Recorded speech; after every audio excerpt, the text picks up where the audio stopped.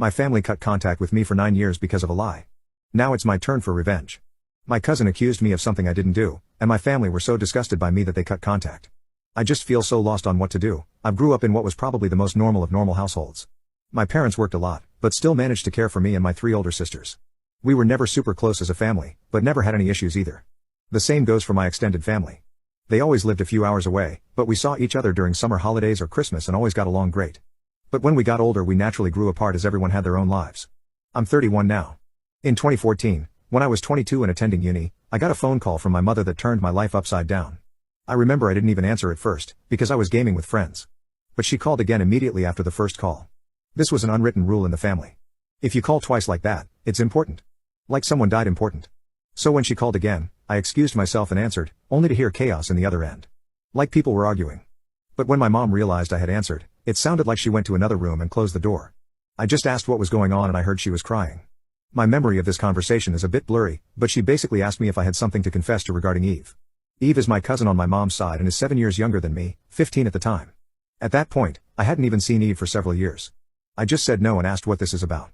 She just cried even harder and started accusing me of sexually assaulting Eve back when we were children. That Eve had told everything to my sister, and that my sister told my mother and my aunt. Eve had told them that back when she was 9, and I 16, she'd been playing in my room when I came in and started feeling her under her clothes and kissing her. My mother screamed at me to say something, but I couldn't even speak. It was all so absurd. I remember thinking that must be some bad joke. The last thing I remember saying was that it's not true and that Eve is lying. But then my mom goes on saying that Eve gave such a detailed description of where and how. Then she kept asking something like, "Did you do this? Did you do this?" And I just screamed back at her no. Each time. It all ended with my mom putting me on speaker and both my mom and dad saying that they don't want anything to do with me and never to contact them again. 2 of my sisters texted me later that day, pretty much saying that I'm disgusting and then blocked me. I know it's weird, but after that call I went to have a long shower. To this day I still don't know why I did that. After calming down, I started calling and texting everyone, even Eve. No one answered and the ones who hadn't blocked my number by then quickly did so. The only thing I heard back was from my father who texted me to stop contacting them and that they need to heal. That was 9 years ago and I haven't spoken to anyone in my family since that day. To say this effed me up is an understatement. I was living in a haze for weeks after that and hardly ate at all. It didn't help that this was right before I was supposed to defend my bachelor's thesis and was already stressed out. Luckily my co-writer sensed something was up and saved me by controlling the conversation so that I got the easy parts. Without him I am sure I would have failed. Needless to say, no one came to my graduation. Then started the worst period of my life. I spent the first year expecting the cops to knock on my door and arresting me for sexual abuse. I didn't land any jobs, just living off my saved money. I drank a lot and did oxy. I also grew resentful and violent. The only reason I didn't hurt anyone is because no one was around. My neighbor called the cops on me once after I had smashed a glass. But I managed to convince the officers that I had just dropped it, and they went away since there were no others inside my apartment. Instead of sleeping, I spent my nights planning how I could hurt Eve and make sure no one ever found out. Even thinking how I could actually do the things she'd accused me of, but much worse. I know, I'm not proud of that. I landed my first real job in my field in late 2015. Only then did things start to improve. I focused all my time on my job, as it gave me something normal to do. Recovery was a slow process, but I drank less, sober now for 4+ years, and smiled more. I lived cheap and earned good money, so I made a point of buying myself a nice gift for my birthdays, a VR headset, a motorcycle, Lego etc. And last year I moved from my shitty apartment and bought a small house. It was an old dream of mine to have my own garage and a garden to care for. This has boosted me even more. So my life is okay now. I still have problems. I've been on antidepressants for the last few years and while they help, it's not in a happy way.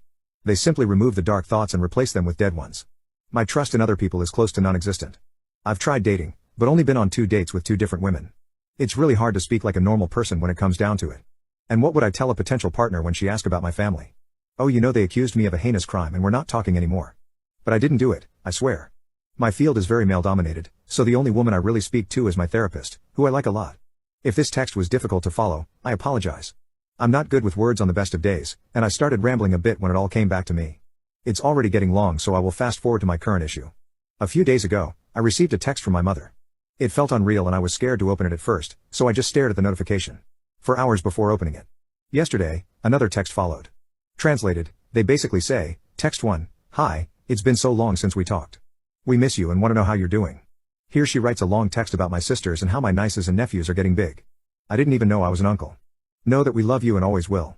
Mom and dad text too, "Hi, we understand if you don't want to talk to us after what happened, but please listen. Last month, the subject of you was brought up at a family gathering.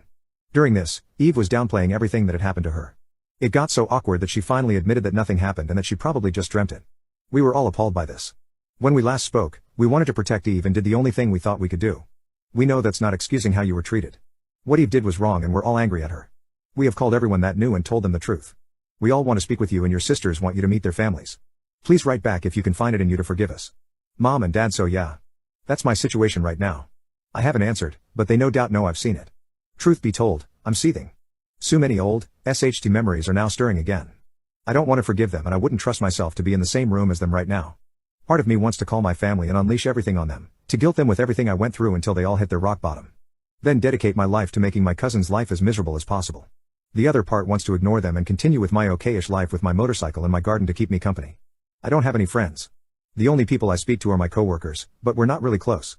I've called my therapist's clinic, but they told me she's on vacation and won't be available for weeks, and I don't want anyone else than her.